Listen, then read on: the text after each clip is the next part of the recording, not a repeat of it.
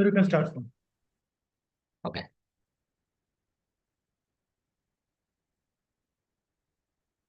Something wrong. Just a minute.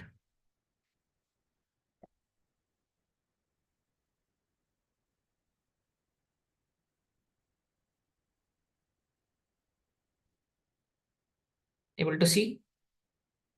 Yes, sir. Can you share your screen, sir? Yeah.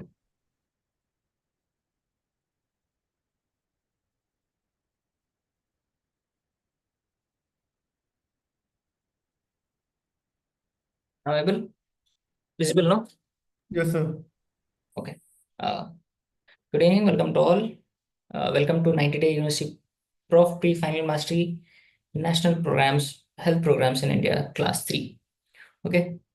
Now, in these sessions, we'll be discussing about rapid revisions of all the questions, that is volatile facts and high-yield topics and most expected questions which are coming in the exams. Okay. In this class, you will be beneficiary for both university exams and the next exams. Today we'll be discussing 6 short essays. Like otherwise, we were discussing 2 long essays and 4 of short answers. Today we will be discussing 6 of short essays. That is neither long question nor the short answer. Okay. We'll be discussing about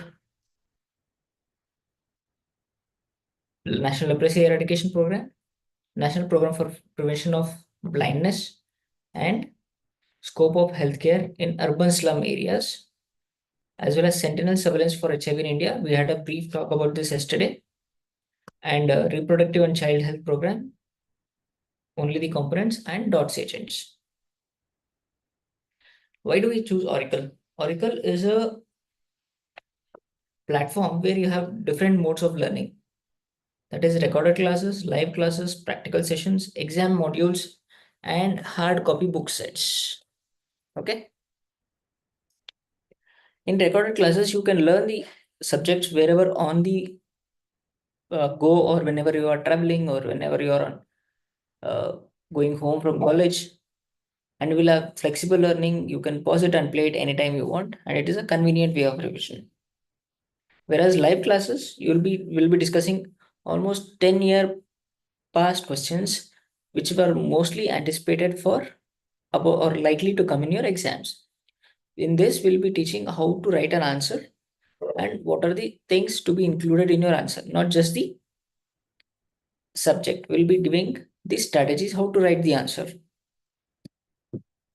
In express exam module, we have such an efficient coverage that the whole syllabus is completed in 20 hours, so that you can revise for your exams and you'll be well prepared for your exams.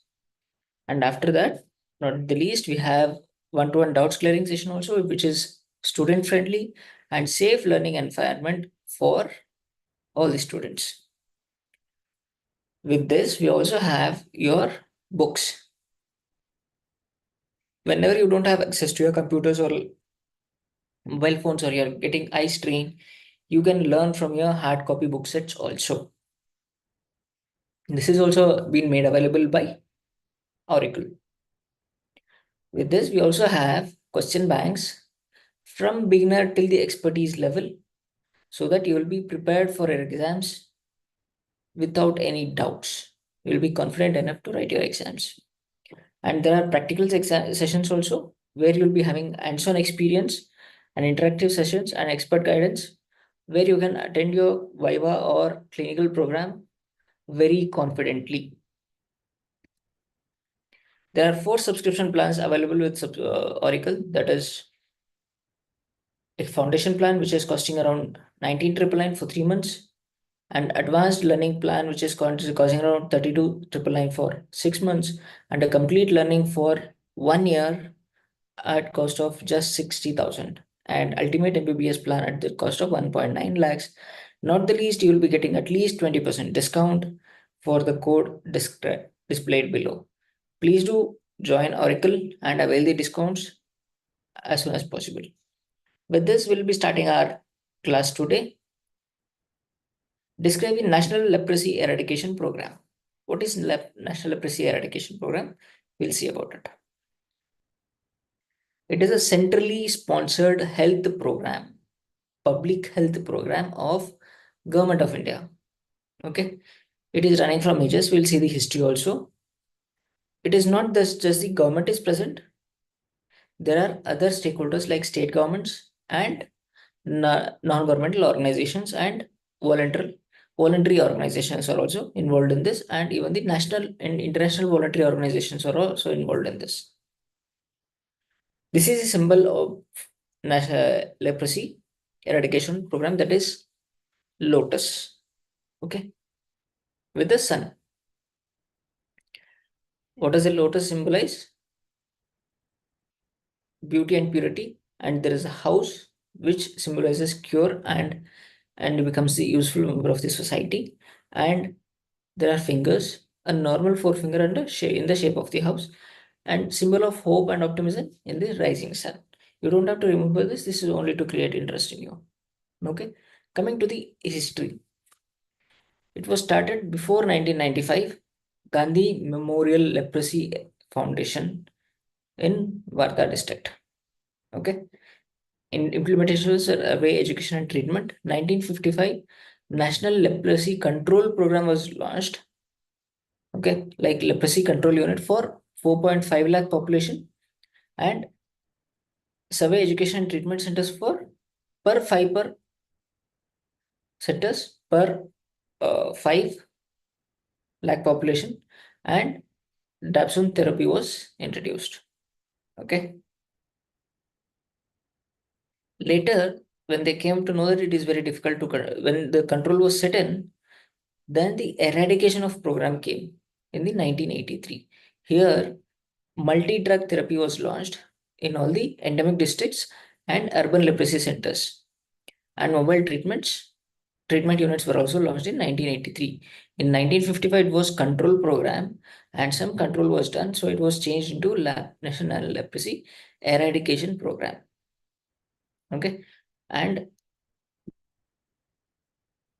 World Health Assembly, there was a clause for 4499 to eliminate leprosy as public health problem at the global level by the year 2000. That means prevalence rate to get down less than 1 per 10,000 population.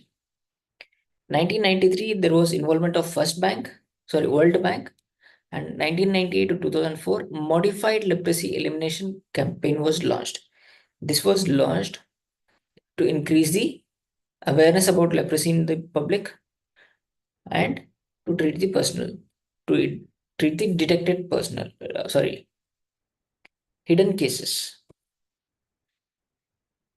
Again, World Banks also kept on supporting, and there was a National Health Policy 2002, simplified information system was introduced, and goal was set by 2005 to eliminate. Later, there was a block leprosy program, leprosy elimination as a public health problem, and at the end, we have National Rural Health Mission. Under this, all the programs were put into one umbrella. This is a vertical program integrated with general health care. Okay. Now, in 2006, disability prevention and medical rehabilitation was introduced, and there were 5-year plans which were running in India. Even they were introduced in this. Okay. Spurge leprosy awareness campaign was launched. Later, in 17 to 18, Nikusht Asha-based surveillance for leprosy was launched, where the Ashas were utilized for detection of leprosy cases and do the surveillance. And as a 150th birthday of Mahatma Gandhiji's Purge Leprosy Elimination campaign was launched in 18 and 19. It is too much of theory to learn history, but if you can remember, please do remember 2 or 3 points like 1955, 1983, and 2005 when it was brought under National Rural Health Mission. Okay. This was the little bit history about this. What is the mission of National Leprosy Eradication Program? To provide quality leprosy services free of cost to all sections of the society with easy accessibility through the integrated. That means existing healthcare system and also to cure the disability after disease. This is the trend where there's a decreasing trend in India. Okay, you can see this. It has come down very drastically in last 1998 to 2019, 18. It is almost in 20 years there was a drastic difference. What were the objectives? To reduce the prevalence rate to less than 1 per 10,000 population, to reduce grade to disability to less than 1%, to reduce grade to disability to less than 1 case per million. At what level? At national level. And the children should not have any disability, zero disability, and zero stigma and discrimination against person by affected by leprosy. These are the 5 objectives of National Leprosy Eradication Program. And how was it done? It was integrated through general healthcare system, early detection and complete treatment of new leprosy cases, involvement of ASHA. What did ASHA do in turn? She did the household contact survey, and strengthening of disability prevention and medical rehabilitation by providing surgical services and medical treatment. Then IC activity at PHC levels, monitoring and supervision of health and wellness centers, and block primary healthcare center and community healthcare centers. These are the functional activities. These 6 are must to when you write an answer. Case detection, treatment with multi-drug therapy and complications, capacity building, disability prevention and medical rehabilitation activities, IEC activities, planning and monitoring. These 6 are very much important for your exams. What are the activities? Diagnosis and treatment of leprosy. It is free of cost. Multi-drug therapy, we'll see the drugs later. At all public healthcare facilities, government dispensaries, community health centers, district hospitals, medical colleges throughout. All drugs and diagnostics and non-surgical, surgical as well as non-surgical interventions, both are given at free of cost across the board all over the country. Okay. Capacity building, training of staff, medical officers, ASHA workers, health supervisor to how to identify the leprosy symptoms, how to identify the disabilities, how to identify the progress of disabilities, etc. IC and counseling are conducted to generate awareness among public. Okay. Disability prevention and medical rehabilitation. Under this program, the individual will be supported with surgical and as well as non-surgical. People who require dressing material are also given. Supportive medicines are also given. If they need antibiotics, other antibiotics, or any stretchers or crutches, anything to rehabilitate the patient will be provided in this program. To avoid injuries in foot, they will be given microcellular rubber footwear also. The patients are also empowered with trainings in self-care procedure, like how to prevent injuries to the lower limbs. Okay, this program is monitored at different levels by the supervisory officers, and the program review meetings held at 3 different levels, that is central, state and district level. Reviews are done. Who are the people involved in providing the or implementing the program? That is medical officer, health supervisor or health inspector or ANM or multi-purpose health worker or village health nurse. Okay, and ASHA workers or Anganwadi workers. These are the 3 people who are involved. And what are the responsibility? 1. Planning of national leprosy eradication activities, conducting case confirmation, treatment, initiation of treatment, checking for lepra reaction and referral in case of complications. This is all job of medical officer towards the patient, as well as there are other jobs also, like he will train his staff, these 2 staff, okay, and he monitors them Again, he monitors these two, and he will review the activities done by these two. Okay, this is for the patient, this is for the staff. Okay, what does health supervisor or health assistant will do? They will suspect identification by going into the field. Availability, they check the availability of drugs and provide MDT to what? To improve the compliance. And they maintain the records and reports which are to be submitted to the higher health system. They conduct IEC activities in the field to generate awareness, and they also do disability prevention and medical rehabilitation activities. They also supervise these. Medical officer supervises these two, and health inspector supervises ASHA workers. Okay, what does ASHA worker do? They identify and refer the cases, timely see that the patient is completing the treatment on timely. They do the counseling and IC services. They do contact screening, support for active case detection campaigns. Contact screening who? The people who are living with the patient. Okay, this is important to write in your exam. Treatment of leprosy. There are two classifications. One is paucibacillary and is multibacillary. If the skin lesions is around 1 to 5, and there is no nerve involvement or only 1 to 5 and 1, then it is paucibacillary, means smaller. Multibacillary, if the skin lesions are 6 and above and more than 1, it is less than 1 in paucibacillary, and it is more than 1 in multibacillary lesions.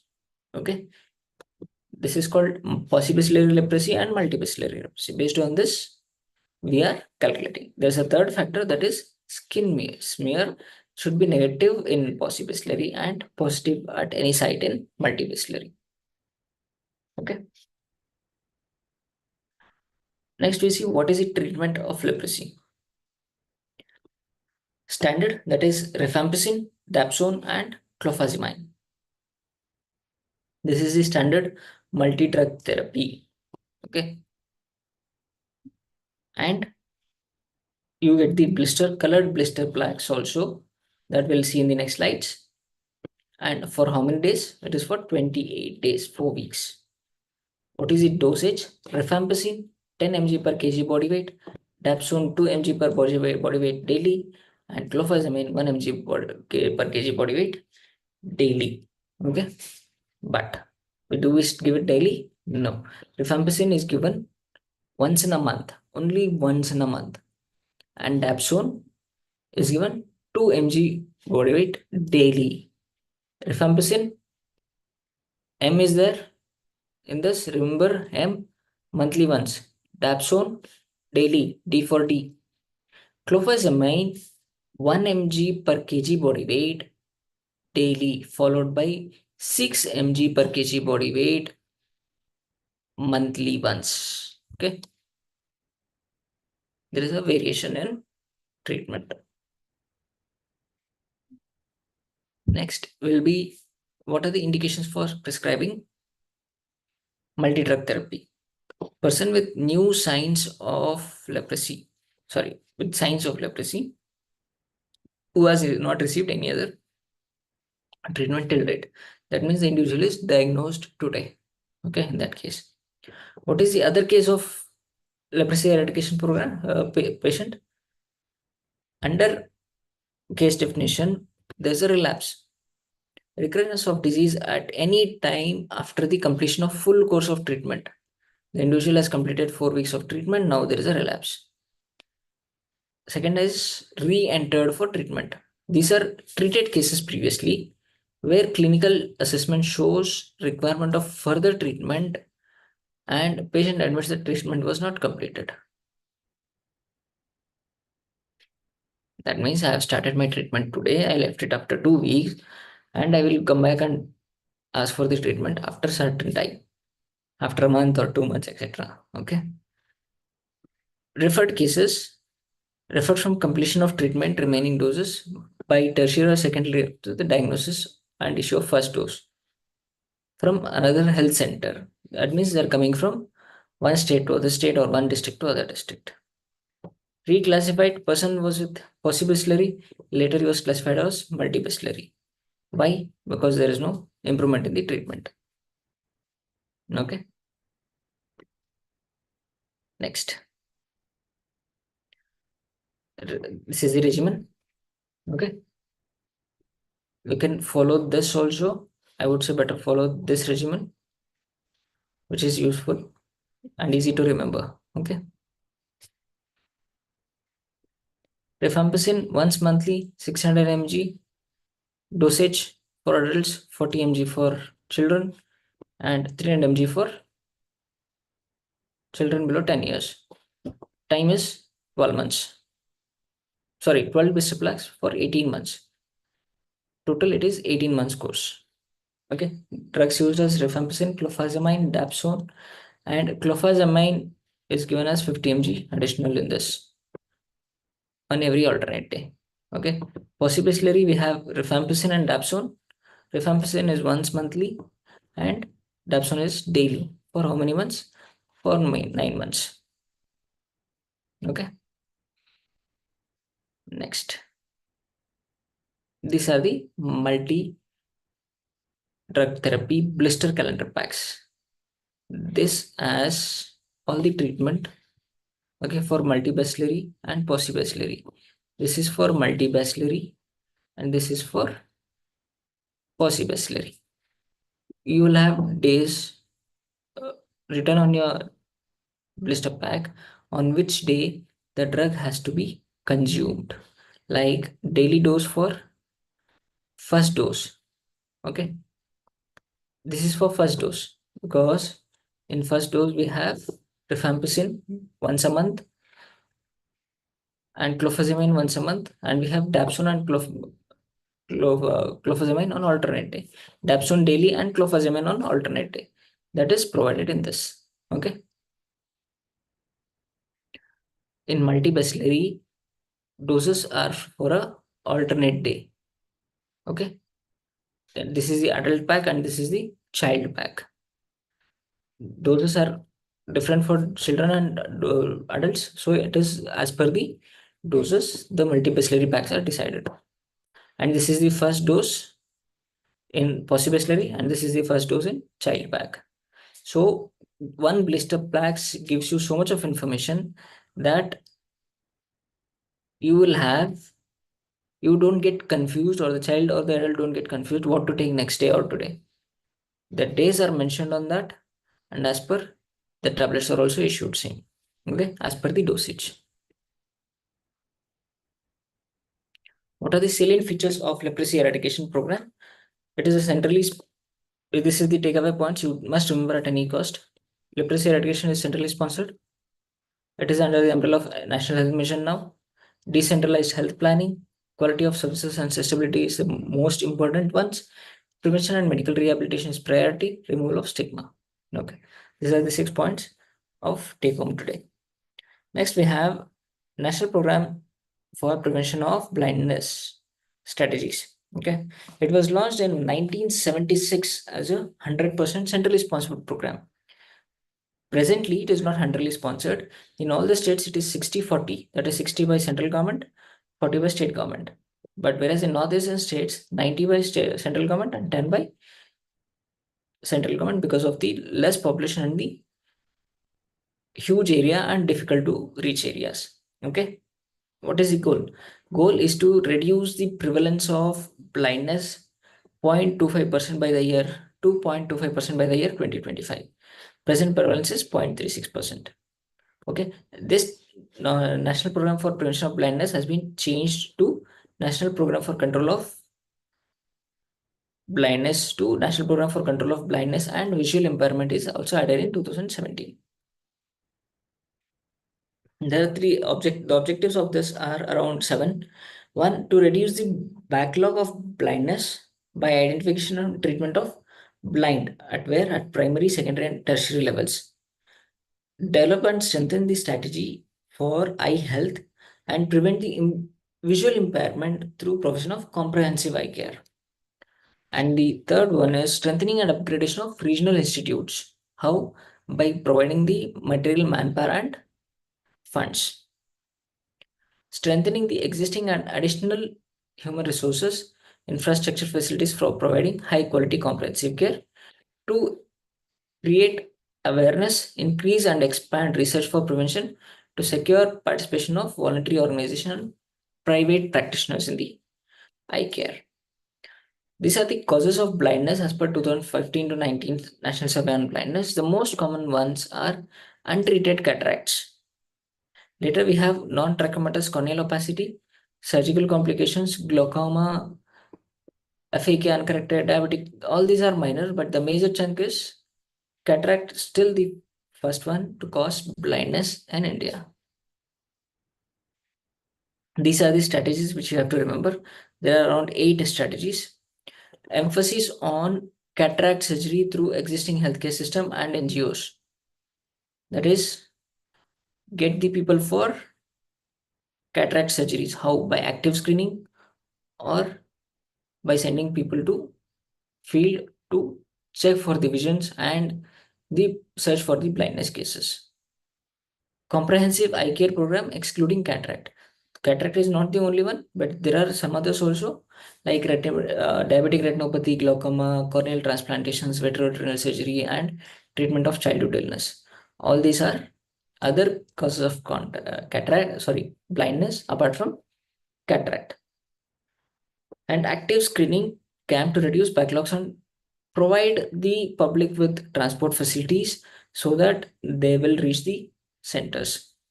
And once the adults are completed, there are screening for children also for identification of refractive errors. And there's a provision for to provide free classes. Okay. Public-private partnership for covering the undeserved areas, that is hard to reach areas. Conduct of IEC activities, strengthening of the existing infrastructure by providing adequate manpower, trained manpower, adequate equipment, and funds for both drugs and medicines. And there are district mobile ophthalmic units also, which are being run under them. Okay.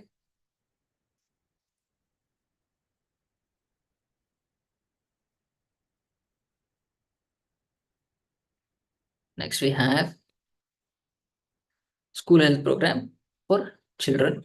6 to 7% of the children aged 10 to 14 years have the eyesight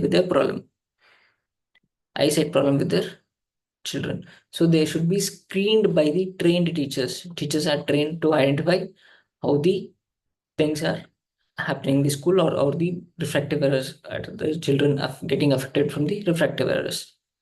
And they should suspect and send them to all the ophthalmic assistants or for corrective spectacles. Okay.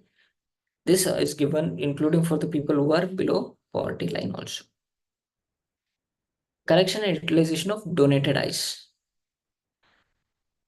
Eyes means not the complete eye. Usually cornea is transplanted without any problems. Okay. How? During 1819, there were around 68,000 donated eyes were collected for corneal implantation, which are the highest high performing states: Gujarat, Tamil Nadu, Maharashtra, and Andhra Pradesh. Okay, there's a eye donation fortnight organized from 25th August to 8th September to promote eye donation and eye banking and involvement of other national NGOs or non-governmental organizations for this.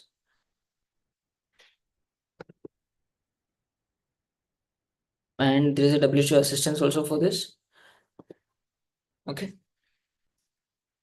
Next, we have Vision 2020 in prevention of blindness. Well, India is part since among 183 countries since 2004, and the Center of Excellence for this, Dr. Rajendra Prasad Center for Ophthalmic Sciences, AIMS. Okay, this is the Vision 2020 strategy for prevention of blindness. 20,000 at primary level vision centers which have been established for school eye screening referral and primary eye care and refraction and glass prescription. 20,000 centers and 2,000 centers for cataract surgery, facilities for refraction and referral services. And there are 200 centers for tertiary eye care and training of what these people.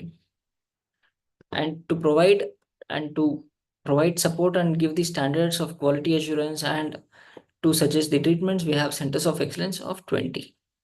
Okay, which provide all these standards. This one triangle will give you good marks if you're doing this. Okay. Next, reduction in blindness prevalence. Well, surely it has impact on blindness prevalence. Improved access to eye care, enhanced infrastructure integration with general health services. Okay. We have something called Rashtriya Netra Jyoti Abhiyan. This was launched under the National Prevention Control for Blindness and Visual Impairment. This is aimed to cover the backlog of cataract surgeries and severe visual impairment, among 50 and above. By what? By conducting primary screening of people for cataract. Okay. And through household service and through conducting screening when they appear for non-communicable diseases. What you have to repeat, remember in Rashtriya Netra Jyoti Abhiyan, it is launched under MPCB and VI, visual impairment. What is the aim? To cover the backlog of cataract surgeries and severe visual impairment. And for whom? For people aged above 50 and above. By how? By conducting primary screening for cataract. And where do they conduct this? Either at field or at people who are coming for other communicable, non-communicable diseases like diabetes, hypertension, all these things. Okay. Next, we have scope of healthcare, that is for urban slums. National Urban Health Mission. Under this, the urban slums were involved. National Urban Health Mission, it addresses the health concerns of urban population. Which urban population? Who are actually poor and who doesn't have equitable access to healthcare services. To target this population, the National Urban Health Mission was launched in 2013. What are the goals? It is need-based, city-specific. Okay. There are certain places where there is migrant population, where there are places poor population, but they are settled there. All these people are covered under this. Okay. What are the levels? We'll see it later. And partnership with local bodies and communities to plan, implement, and monitor the health activities. Where does the health resources come from? From the essential primary health care to urban poor. And there are partnership with for-profit and not-for-profit health service providers also. That is, this is the last one. Whom does it focus on? Focus of urban health mission is on urban poor population who are living in listed and unlisted slums. What are unlisted slums? The slums which do not be registered as a slum in the government. Okay. And all other vulnerable population, who are they? Homeless people, rag pickers, street children, rickshaw pullers, construction workers, sex workers, and other temporary migrants. Coming to the infrastructure, what all we have? At the ground level, we have urban primary health center, and we have urban community health center above that. Above that, we have urban health wellness center, and we have referral centers also. Urban health infrastructure, we have urban primary health center, which is a hub for what? To provide preventive, promotive, and basic curative services, and rehabilitative and palliative. These five: preventive, promotive, basic, curative, rehabilitative, and palliative care. Excuse me. Excuse me. Where does it locate? In the slum or similar habitations, which is not registered. How does it work? What time does it work? It works from 12 p.m. to 8 p.m. That is one timing, or it works in two shifts. That is 8 p.m. in the morning till 12 p.m. and 12 p.m. to 8 p.m. in the afternoon. Sorry, it is from 4 p.m. to 8 p.m. Okay, 8 to 12 or 4 to 12, 4 to 8.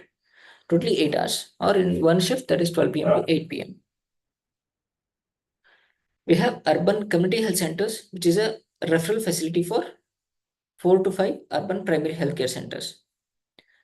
This caters to a population of 2 lakh, 2.5 to 5 lakhs for metro cities, and may be established for every 5 lakh with 100 beds. In addition to the primary healthcare facilities, there are institutional delivery facilities also, surgical facilities are also available, and 30 bedded facilities also available for urban healthcare under urban community health center. Like community health center, there's a counterpart in urban care. We have urban health and wellness centers. This is done by converting the urban community health centers to health and wealth centers, okay, to deliver the comprehensive medical care. Hmm? And these also do the outreach activities. And there are referral linkages with urban local bodies like private hospitals, maternity homes, state-run government hospitals, and medical colleges are also empaneled. Private hospitals are also empaneled under this act. Okay. Next question we have sentinel surveillance for HIV in India. Yesterday we had a small discussion about this. Today we'll see more about sentinel surveillance. These are the types of surveillance available in HIV. Okay. One, sorry.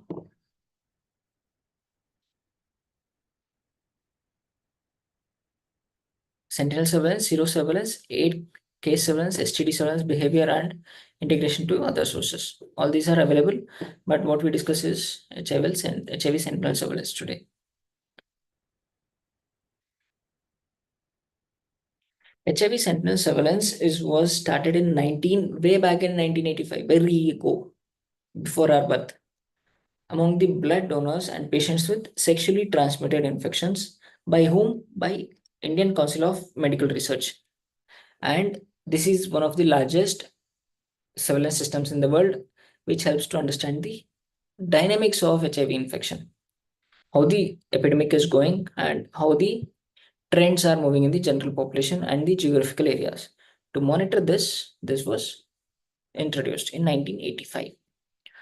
Aim to monitor the trend of HIV infection. Objectives to determine the cutoff level of HIV infection, to understand the trends of HIV epidemic, both in population as well as high-risk groups and geographical population, to provide information to the program where the resources can be pushed so that a program impact will be there, and to estimate the country level prevalence and burden of HIV in India. Okay, this is the circle which you can remember with HIV sentinel surveillance. All these 6 points are covered in this whole circle. Excuse me. Coming to the methodology, we have selection of sentinel sites. All the HIV testing centers are not sentinel sites. These sentinel sites are health facilities or locations where target population can be accessed. This will be decided by state AIDS control societies. Okay, this can be antenatal clinics, sexually transmitted infection clinics, drug rehabilitation centers, or community-based organization serving key population. Okay, sites are chosen to represent different people and different population. Okay, on what basis? On the criteria like high patient volume and ability to maintain consistent data collection. It is not like I'll work for a month and I will give the job. So there is no one to handle that sentinel center again. The data is missed. Okay. Hence this sentinel selection site was selection based on high patient volume and ability to maintain the consistent data collection. Who are the target population under this? Pregnant women attending antenatal clinics, female sex workers, male sex workers, long distance truck drivers, injecting drug users, migrants, transgenders, and inmates at central prison sites. These are the people who are involved, who are the target population. Next, we have sample procedure, how the samples of blood was collected for them. A sentinel size sample was calculated statistically. Okay, for a target of sample size could be 300 to 400 individuals per site. It is not like 10, 20 or 100, it was 300 to 400. Okay, how systematic sampling procedure was used, such as selecting every nth person, that is every second person or every third person who meets the criteria. Okay, and this sampling occurs usually every 1 2 hours to track the changes. It does not happen overnight. It takes at least 1 to 2 years to collect the complete sample size. Can we collect the samples without telling them? No. The people were informed that testing is anonymous. That means no data was forwarded and everything was kept confidential. Anonymous testing, bloods are collected typically from individuals who are already undergoing blood tests for other clinical results. People were not brought to do this test. People who had already come to the medical establishments for some other problem, or they might have come for antenatal testing, or they might have come for treatment of sexually transmitted disease infections, or they might have come for rehabilitation in the psychiatry for injectable drug using. From them the blood was collected with the consent. Okay, and the testing was done. And when the test samples were sent, there were no identifications were sent. This is one of the drawbacks, because if any sample comes positive, how will you identify the patient? It was not possible in HIV sentinel selection. HIV sentinel surveillance. Okay, prevalence estimation based on the collected data, trend analysis, and disaggregated analysis. Based on disaggregated means this age group has this gender has this geographical region, like X district has so and Z district has so many HIV positive patients. That is disaggregated data collection, or sorry, analysis. Quality assurance, use of standardized data tools across the sentinel sites. Someone can't use the different way of collecting the data, so that to maintain the uniformity, the standardization was done. Training of the staff was done, and external validation by the agency which is not the part of NACP. This was doing the external validation. And the who where did they give their results? They gave the results to health authorities, policymakers, and stakeholders, that is state and central government. Okay, to formulate the policy. How the ethical considerations were met? By maintaining confidentiality and non-discriminatory practices. Like people have gone there, they have got tested for HIV, all these things. Okay. With this, we come to the end of sentinel surveillance. We'll come to the next topic, that is reproductive and child health package or components. Like what are the services are under RCH program? This is the question. Now we have the question, that is reproductive child health. What are the services provided? Okay, that means from childhood till reproductive age group, we have to cover everything. This program was launched to provide comprehensive and aim to improve the health and well-being of women and children. Okay, major components are mother and children. There are other components also, we'll see. Maternal components, which include antenatal care, which provides routine checkups, supplementation of iron and folic acid tablets, tetanus immunization, screening for high-risk pregnancies, etc. And safe delivery by providing essential obstetric care and emergency obstetric care, like we saw yesterday, and promoting how do we give the essential obstetric care and emergency by promoting institutional deliveries or deliveries by trained birth attendants to ensure the safety of both and mother. Third is postnatal care, ensures proper care after childbirth, that Asha going to visit the child after delivery, after childbirth on 5 days for up to completion of 42nd day. Okay. So that she's screen the lady for what do you say? Any complications, and she screens for any bleeding after surgery, and she screens for exclusive breastfeeding for the child, and she sees for any abnormalities in the child. All this monitoring is done. High risk pregnancy monitoring, like Asha worker identifies the high risk pregnancy during the antenatal checkups. Medical officer identifies during the antenatal checkups and tells the Asha worker to inform in prior about the high risk cases so that they get the appropriate care immediately. Now, what are the services for newborn?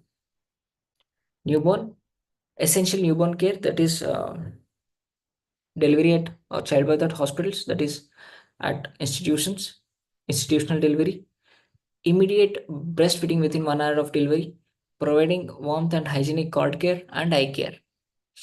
You can include that 5 practices of cleaning: clean blade, clean hands, clean surgical material, clean tie to the cord. Okay. Management of newborn illnesses, that is like neonatal sepsis, jaundice, and low birth weight. Immunization services, the immunization is started from the birth, that is after the birth, the BCG is given, and the further follow-ups, the further vaccinations are introduced. Child health, we have integrated management of neonatal and childhood illness, which focuses on identification and treatment of pneumonia, diarrhea, and malaria. Nutrition support for breastfeeding, complementary feeding, and supplementation with other vitamin A and other essential instruments, nutrients. And with this, there is growth monitoring using the growth chart, which is separate for boys and girls. And prevention of management of diarrhea and acute respiratory infections. After the child health, we have something called teenagers, adolescent health. What do we tell them, and what are we going to teach them? And this program, we teach about puberty, sexual education, menstrual hygiene, contraception, and prevention of sexually transmitted infections. And there's a provision of supply of iron, folic acid, and nutrition supplementation to control anemia. And counseling services about mental health, reproductive health, and substance abuse, because the substance abuse starts from teenagers usually. We have contraceptive services under family planning. Family planning includes both, that is reproductive subheading includes both, that is both men and women. How? By contraceptive services are given. They are given condoms, oral pills, uterine diseases, and sterilization, tubectomy and vasectomy.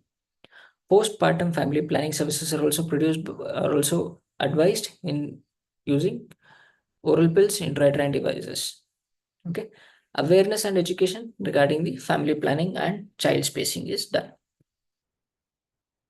Prevention and management of sexually transmitted infections and reproductive tract infections. Screening is done and education is provided. If they are positive for any of the infections, they are provided with the treatment also. And not the least, we have the program also provides abortion care services, ensures access to safe and legal abortion services where permitted, along with counseling and post-abortion care. And the confidentiality is also maintained under the Medical Termination of Pregnancy Act. Reproductive health conditions like prevention and management of gynecological disorders, PID, uterine fibroids, and endometriosis are also covered, and screening for cervical and breast cancer is also done under RCH program. Coming to the last question of today, that is DOTS agent. What are DOTS agents? You can interpret this answer in 2 ways. DOTS agents could be the manpower behind the dots, or the DOTS agents, that means the drugs behind in the dots. Both of them can be what you say, can be spoken about. Either you write the treatment of TB or you write the treatment of or the people who are providing the dots. So treatment is a smaller part compared to the role of dots agents. So we'll see the role of dots agents today. It is directly observed treatment and short course chemotherapy. Okay, this is dots. Directly observed treatment, that is one part, and short course chemotherapy is the second part. Directly, what does the uh, agents do?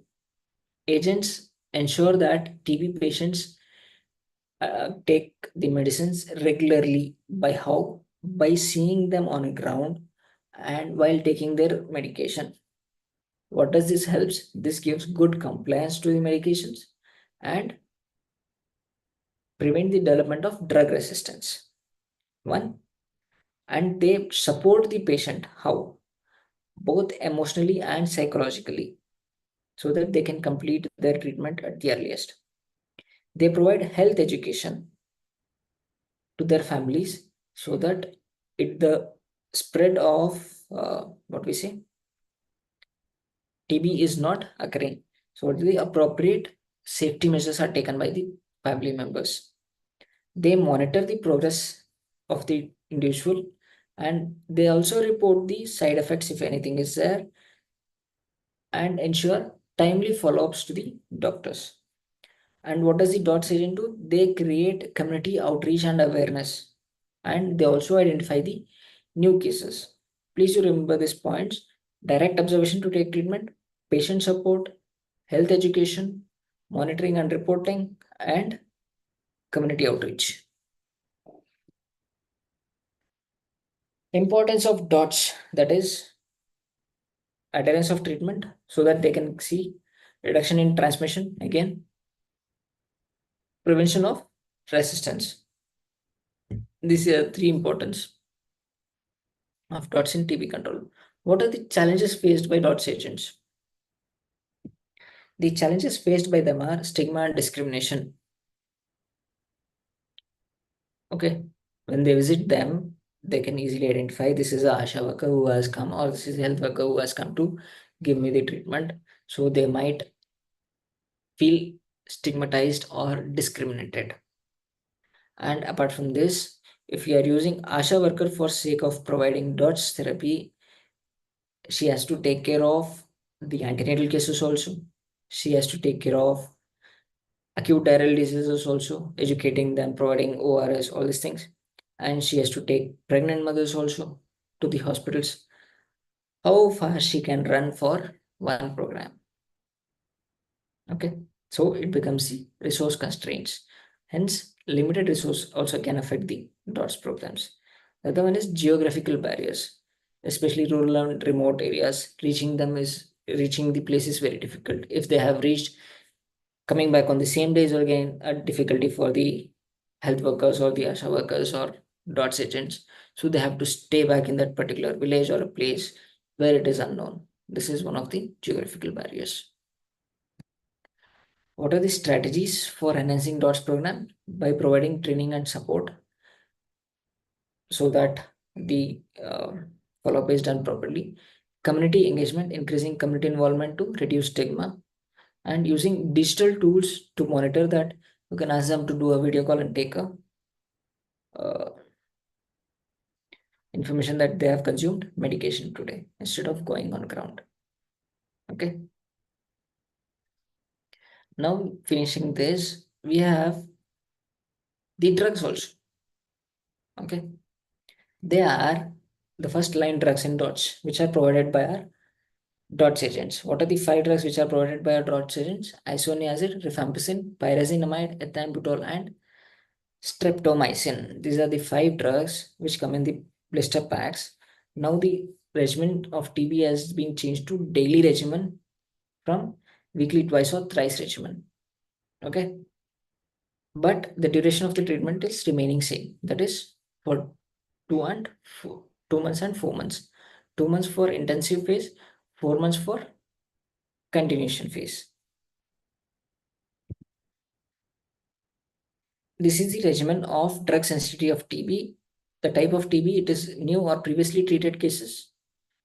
Where the H and R sensitivity is known or unknown, doesn't matter. The treatment regimen in intensive phase is for 2 months, isoniazid, rifampicin, pyrazinamide, and ethambutol. And in continuation phase, it is for 4 months with 3 drugs, that is isoniazid, rifampicin, and ethambutol. I have included the first line drugs of DOTS because DOTS agents gives you the confusion picture, so that adding this completes the answer. Not just the human role is present in DOTS, it is also the medication, directly absorbed treatment, short course chemotherapy. The short course chemotherapy is this. If you have time, please do add the side effects also. And you can remember the dosage, please do write the dosages also so that your answer looks more impressive to the examiners. Okay. With this, we will complete our national health programs today and we'll be going for the new topic from day after. Thanks for watching Auricle. We have social media content handles for Auricle, that is YouTube, Instagram, Facebook, and Telegram. And the apps are also available on Google and App Store. Please do download the apps and get subscribed and get good discounts by using the displayed codes. Thank you so much. See you.